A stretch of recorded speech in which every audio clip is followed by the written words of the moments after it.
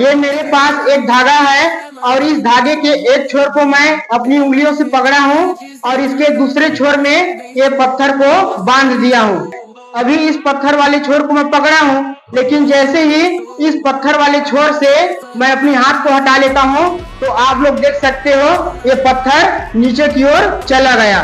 तो आखिर ये नीचे की ओर खींचा क्यों चला गया? कमेंट सेक्शन में आप कमेंट करके जरूर बताना। अब इस पत्थर को मैं क्या करूंगा, गोल गोल वृत्ताकार घुमाऊंगा। तो चलिए घुमाते हैं।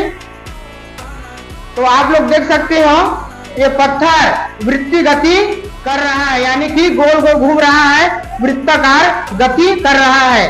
तो आखिर ऐसा कौन सा कारण है जिसके कारण ये पत्थर वृत्ताकार गोल गोल वृत्तीय गति कर रहा है? आइए हम लोग समझते हैं।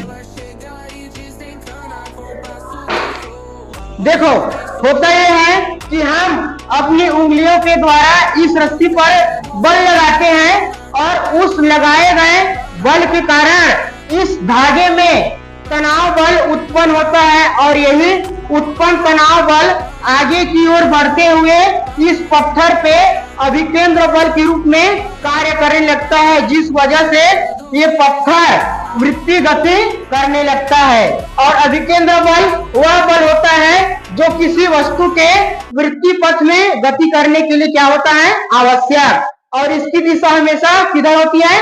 सेंटर की ओर होती है, उंगलियों की ओर होती है, क्योंकि न्यूटन के फर्स्ट नियम के अनुसार कोई भी वस्तु बिना किसी बाहरी बल के एक सीधी सरल रेखा में गति करती है, लेकिन अभिकेंद्र बल उस वस्तु को उसके सीधे पथ से विचलित करके केंद्र की ओर खींचता है और फिर वो वस्तु वृत्तीय पथ पर बनी रहती है। देखो, अभी इस पर कौन सा बल कार्य कर रहा है? अभिकेंद्र बल।